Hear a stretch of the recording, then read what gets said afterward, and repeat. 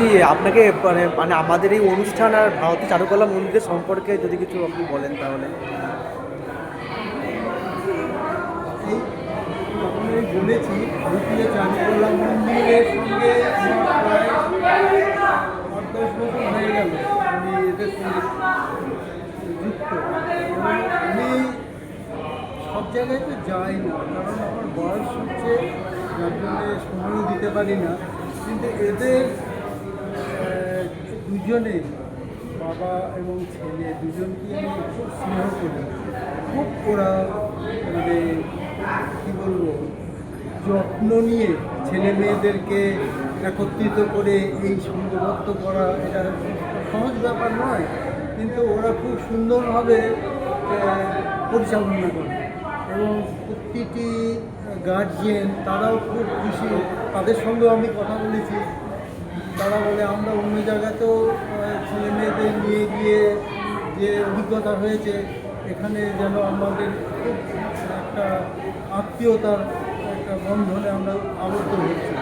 তো এটা খুব ভালো কথা। এটা মানে শুধু তো ছবি ঝুলিয়ে এক্সিবিশন করলাম হয়ে গেল তা নয়, কিছু পয়সা রোজগার করলাম, এদের কিন্তু সেই উদ্দেশ্য নয়।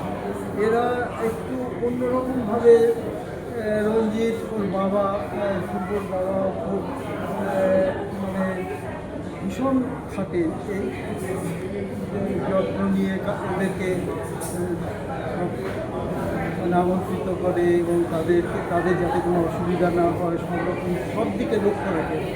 এটাই আমার খুব ভালো লাগে। আর এবছর তো খুব সুন্দরভাবে পরিচালনা করেছে। উপরে বিশেষ করে দুটো হল নিয়ে মানে ক্লামজি হয়ে যায় সেই ব্যাপারটা নেই, সুন্দরভাবে এক্সিবিশন হয়েছে, আমার খুব ভালো লেগেছে। ব্যাস এটাই। আর স্যার, ভবিষ্যৎ প্রজন্মের যারা আর্টিস্ট তাদের জন্য আপনি কি বার্তা রাখবেন? হ্যাঁ, তাদের জন্য এইটাই একটাই বার্তা যে শুধু একটা এক্সিবিশনে ছবি দেবো, শুধু ছবি আঁকলে হবে না। সত্যি যদি মানে শিল্পী হতে চাও, অনেকের ধারণা শিল্পী হয়ে না খেতে পেয়ে মরতে হবে, এই ধারণাটা একটা বদ্ধমূল হয়ে গেছে। কিন্তু সেটা যে নয়, সেটা মানে আমাদের কাছে এলে ওরা বুঝতে পারবে যে শিল্পকে যদি তুমি সত্যি ভালোবেসে সেইভাবে কাজ করতে পারো, মানে একটা নতুনভাবে ভাবনা চিন্তা করা। শুধু ছবি দেখে দেখে ছবি আঁকলাম তা নয়, তোমার ক্রিয়েশন, তোমার যে ভাবনা চিন্তা, সেটাকে যদি ফুটিয়ে তুলতে পারো এবং তাকে যদি প্রাধান্য দাও এবং সেইভাবে যদি কাজ করতে পারো, তোমার পয়সার কোনো অভাব হবে না এবং সারা পৃথিবী তোমাকে তাদের কাছে সমাদৃত হবে।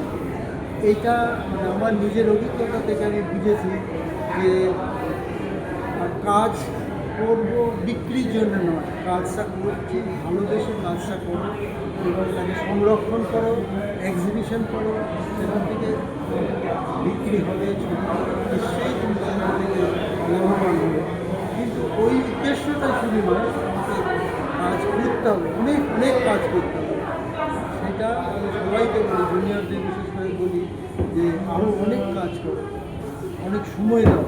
অন্তত আমাকে একটা দিন বেছে নিতে হবে যে আজকে আমি অন্তত 4 ঘন্টা মিনিমাম কাজ আমি করব।